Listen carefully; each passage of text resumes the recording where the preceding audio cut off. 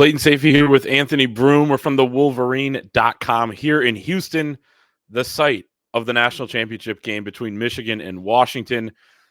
Big day today. It's Saturday. We had media day this morning where we got to talk to anyone in the Michigan program. Washington held their media day following that. And then we got to go to practice, NRG Stadium, the site of the national title, to see 20 minutes of Michigan practice, a little bit of stretching, a couple drills. We'll start with that. A couple injury updates. Makari Page didn't play some of the second half in the Rose Bowl against Alabama. He was out there moving around. He said he's going to be fine. He's going to be good to go. Rayshon Benny, who came out of the game in the first quarter against the Rose Bowl as well, couldn't put any pressure on, I believe it was his right foot, ankle. Talked to him in the locker room after the game. He said he was going to get it checked out the next day, was hoping to play. We have not seen him today. I don't know if he's here or not. Or if we missed him, but we didn't spot him at media day. We didn't spot him at practice. So it seems like Michigan's going to be without one of its depth pieces at defensive tackle. But other than that, they're healthy. They were moving around today. AB, start with the offense quarterbacks that you were kind of honing in on at practice. Yeah, and same caveats apply to the trip that we were in, that we had in LA. You know, we see the early stages, the stretching, the warm-ups, the quarterbacks getting loose. People have asked about Michigan's practice schedule. I assume this week it was mostly walkthroughs and film work. A couple players we talked to at media day, which we'll get into a little bit later, said that was more or less the focus. Now, when we were at NRG Stadium for that 15-minute period, it looks like they were back in the shells today. So maybe going to ramp up the physicality just a little bit, not too much. Still wearing shorts and joggers, lower half. So we'll see in terms of intensity what today looks like. Again, quick turnaround. This is, I believe, the quickest turnaround in the 10-year history of the college football playoff between those semifinal games and that final game on Monday night. So, again, practice-wise, I was locked in on the quarterbacks, watched the running backs. They were going through some pass-catching drills, actually. Saw some wide receiver stuff as well. It's about what you would expect. This team is about as healthy as it can be outside of the Rayshon Benny situation, which is good. I mean, this is going to be a game where I think all hands are on deck on both sides of the ball. This could be a little more up-tempo, a little more frenetic in terms of what happens there. So the fact that it looks like they got out of the Rose Bowl without that's not downplaying Rayshon Benny's situation, without any major injuries is about as encouraged as you can be heading into this game on Monday night. Yeah, it is. So, yeah, practice, I was kind of looking at the defense there and the offensive line, which was in the corner of the end zone that I was on. I mean, those guys were working. They had a lot of juice down there. Sharon Moore is super loose. It seems like during practice he was kind of dancing around while the guys were stretching, but then he was getting into them once the drills started. So those guys love him, and obviously was getting that O-line going, coming off of an impressive performance against Alabama. Linebackers were moving around, kind of working on some drills of leveraging and tackling a guy who just caught a pass. They're kind of running, kind of a swing pass type of thing, and then the guy kind of flying over, having to make that tackle. That's something we're probably going to have to see them do in this game. Open field tackling, maybe not as much when a runner gets loose, but after a guy catches the football, everybody using the effort and angles pillar of that defense to get guys down. So that was something that I noticed as well. And then quarterbacks, I did get a chance to watch Alex Orji throw the ball over the mountains. I mean, he can uncork that thing. And I was talking to him earlier as well. He said that he is just progressing as a passer. He gave a ton of credit to Kirk Campbell for what he's done helping him develop. But let's talk about the defense and some of the comments that we heard from media day. We'll get to your comments here from your conversation with Jesse Minter in a second, but I'll kind of set the stage for it because it's one of the biggest talking points of this entire national championship game coming in is how is Michigan going to defend Michael Penix, the 3 NFL wide receivers that they have in the starting lineup. And those guys have a Joe Moore Award winning offensive line to play behind. So that gives them the time, and getting pressure is going to be key in this game. Getting pressure from up the middle, the interior of the defensive line is going to be crucial. As Kenneth Grant told me, you have to make him uncomfortable. You have to make him feel them. And also, KG said at practice yesterday, or he told me that he said this, that he thinks there should be a Joe Moore Award for the defensive line, or a Joe Moore Award equivalent. I asked him that. I didn't know he had said that at practice.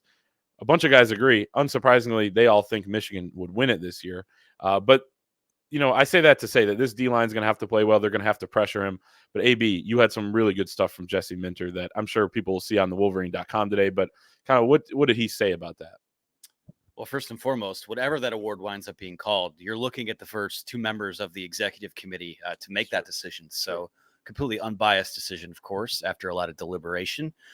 Jesse Minter basically echoed what we've been saying about this game and this matchup all week long, which it's been both the quickest week and also the longest week in anticipation for this game. But it's that any stop you get is a win. Getting off the field on third down, forcing field goals instead of touchdowns. Washington is going to make big plays. They are. That's a non-negotiable thing. Same way it is, Michigan will have chances to make its big plays. Michigan will get pressure. And the thing to me is that when you look at the biggest matchup, it is that offensive line against this Michigan pass rush. Of course, we've talked about it before.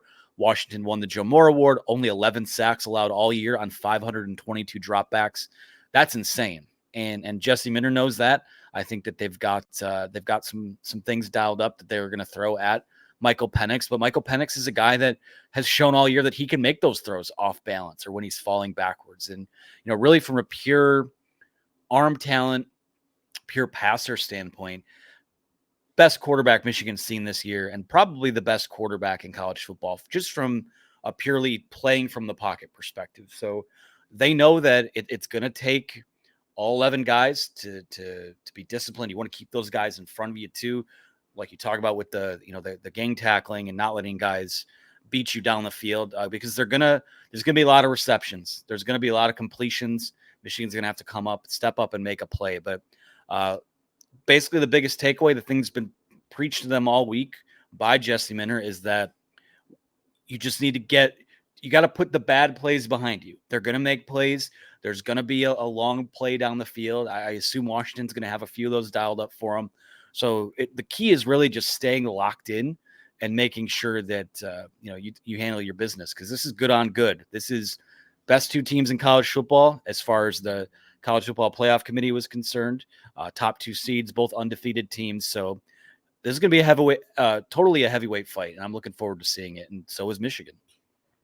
Also, when you have their offense potentially scoring points and the fact that they don't have an elite defense in Michigan, the numbers haven't been as good. They've averaged, I think south of 30 points a game over the last 5, but you've played 4 top 10 defenses in that stretch. This is not a top 10 defense. This is more of a middle of the pack defense, and it makes it impressive what they've been able to do with that, having to put so much pressure on that offense. But Michigan's probably going to be able to score too. They're probably going to be able to move the football on the ground. They're probably going to be able to attack that secondary as well. And I was talking to Tyler Morris, not only about his fantastic touchdown catch in the Rose Bowl, but also about how this could be a shootout type of game. And the offense understands that they're probably, speaking to your point about how the defense is going to have to line back up and maybe face some adversity after allowing big plays, touchdown, that sort of thing. The offense is going to have to answer as well. These guys are prepared for that. Donovan Edwards said the same thing, and they seem excited for it as well. So I think that's going to be a key point for this game as well. It absolutely will be. And even with Washington having, I believe SP Plus has them as the number 44 defense in the country, they're not without their standouts on that side of the ball. Braylon Trice at the edge is going to be a likely first-round pick, at least in that conversation. Cornerback Jabbar Muhammad is a guy that's played really well this year. So they do have players there, and Michigan's going to have to execute. It's not going to be, throw it back to what we heard last year about what they said ahead of the TCU game, a smash fest. Like, they have a chance to do that, but you have to execute. You have to take care of the football. You have to sustain those long drives. And, for this group, I think it's, obviously, I think the pressure off the edge. The key to all of this is the offensive line. If they're able to play the way that they did against Alabama, you feel pretty good that I think, at least when you look through the film, you look through the matchups, I think they're going to be able to pretty much get what they want to dial up on offense. But again, it's all about that execution. They know that I think there's going to be a lot of points in this game regardless. It's really, when you talk about all 3 phases of the game, the defense is a few stops away from this being a game that's like 41-27 or 40-38 or something like that. So to me, and again, it's all about execution.